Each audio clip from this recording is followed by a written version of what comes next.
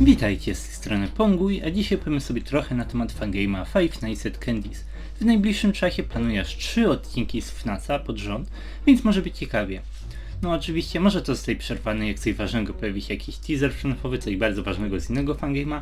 Z tego co wiem, Pop Goes jest opóźniony, więc nie wiecie za 3 dni, nie powinien tutaj przeszkodzić. Zapraszam do oglądania.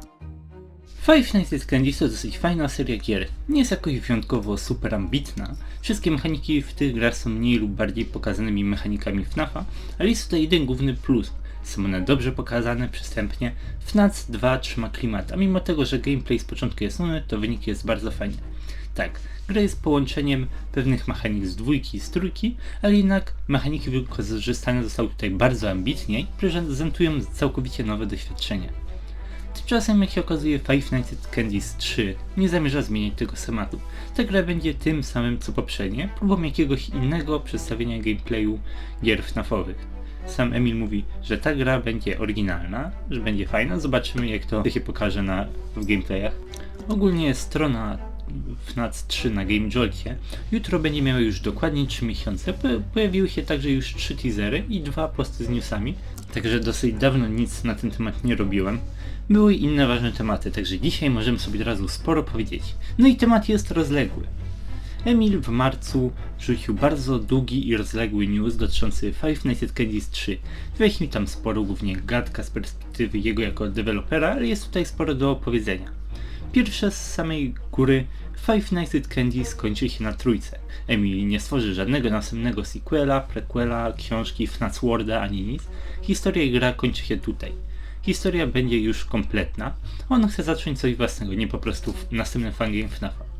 W tym odcinku powiemy sobie o tym, co Emil mówi o FNAF 2 w tym newsie.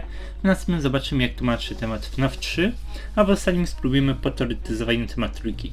Jeżeli umiecie coś po angielsku i chcecie od razu cały wpis przeczytać, zapraszam, link jest w opisie. Na początku newsa Emil opowiedział trochę o odbiorze dwójki przez fanów.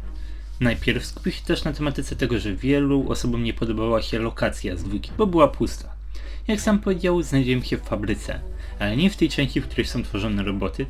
Tutaj to miejsce nad magazynem, w którym pracownicy mieli swoje biura. I miód polegał na tym, że Emil nie wiedział, co mogłoby się tutaj znaleźć, dlatego postanowił zostawić te miejsca tak raczej pustawe.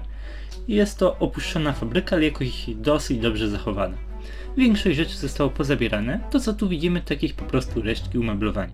Też postaci bardzo korzystają tutaj ze starych modeli. Bądź co bądź tylko Candy i Cindy są nowi, reszta postaci tylko zniszczone animatroniki z jedynki. Nawet głowy tej nowej dwójki nie zostały zmienione w porównaniu do tych z jedynki. Jednak we FNAF 3 wszystko będzie nowe, nic nie będzie korzystało ze starych modeli. We FNAF 3 może pojawić się wiele nawiązań do youtuberów, ale raczej po prostu jako rzeczy pokazane w tle, niekoniecznie coś co można wcisnąć czy coś takiego, jak to było w dwójce, jak to było w jedynce.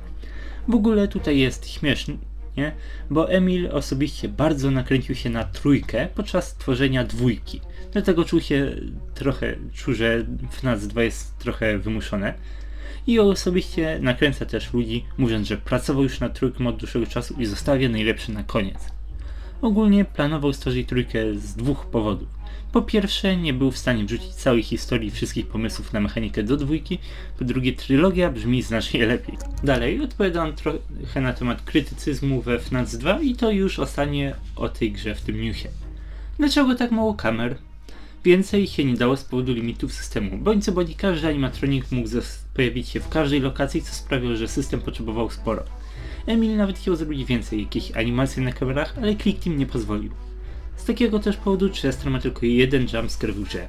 Nie możecie zaatakować, gdy nie patrzysz się na kamerę. Ale jak dla mnie też 6 kamer to zdecydowanie wystarczająco.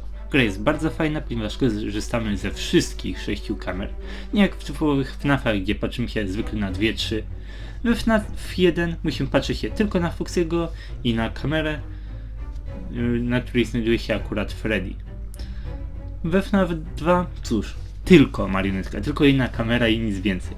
W trójce akurat jest to na tyle dobrze zrobione, że korzystamy ze wszystkich kamer i w tym samym kierunku poszedł FNAF 2. Korzystamy ze wszystkiego, musimy sprawdzić, gdzie wszyscy są i w miarę różnych strategii robić różne rzeczy. Jest to bardzo fajny gameplay i 6 kamer to zdecydowanie wystarczająco. Jak było ich więcej, mogłoby się zrobić większe zamieszanie. Też patrząc na to, że w słuchawkach można usłyszeć, z której strony stuka Chester, 3 kamery po lewej, 3 kamery po prawej i jest bardzo dobrze. Następnie system dźwięków jest żywcem zabrany z FNAF 3. Jest to dosyć głupi argument, bo praktycznie każdy fangame ma coś wyciągniętego z FNAFa, jak bardzo nie byłby znany. Those Nice Rachels ma chowanie się pod biurkiem i bądź co bądź jest to mechanika pokroju zakładania maski we FNAF 2. Niby wygląda inaczej, ale po pierwsze powstrzymuje animatroniki przed zaatakowaniem cię, zabiera ci możliwość rozejrzenia się po drugie i po trzecie nie broni przed marionetką. Zupełnie to samo. Mechanika dźwięku we FNAF 2, chociaż bardzo przypomina FNAFa 3, jest przemyślana, fajnie zrobiona. Jak sam Emil mówi, to nie jest tak, że jedynym zadaniem dźwięków jest zachęcanie animatroników, żeby wyszły z głównego korytarza.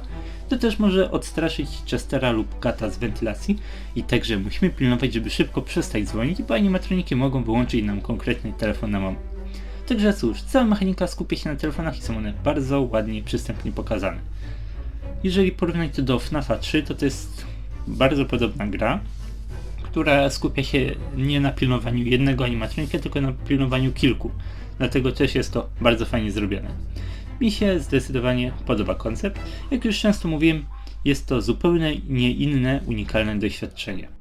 Pingwin jako Phantom BB. No i cóż, to jest coś, z czym Emil nie mógł wiele zrobić. Myślał długo, ale Pingwin jest takim typem przeciwnika, który nie może zrobić ci nic złego. Bo w jaki sposób jest małym pingwinem, nie może nawet cię złapać. Dlatego jego mechanika musiała w jakiś sposób przeszkadzać ci. I ostatecznie skończyło się na tym, że włamuje ci się do systemu i go niszczy, wyłącza na moment.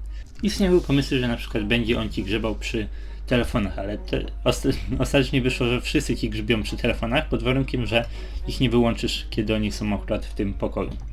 To, że pingwin zachowuje się jak Bibi, to nie jest jakoś znacznie dużo. Jest dobrze pokazany, fajnie wygląda. Emil miał sporo roboty przy tym i powiedział, że FNAF 2 został zrobiony najoryginalniej, jak to z jego perspektywy było tylko możliwe.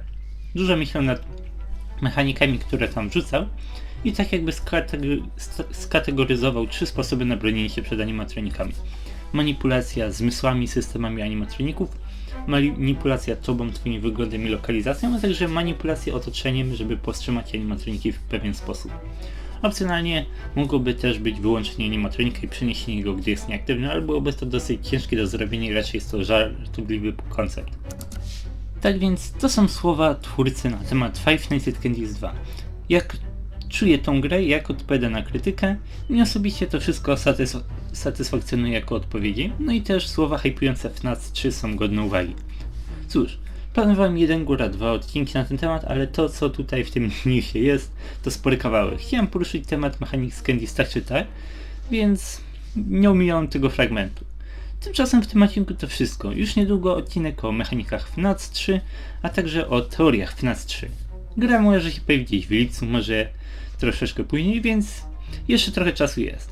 Chwilowo to wszystko. Dziękuję wam za oglądanie, zapraszam do komentowania waszych przemyśleń, no i do zobaczenia w następnych odcinkach. Cześć!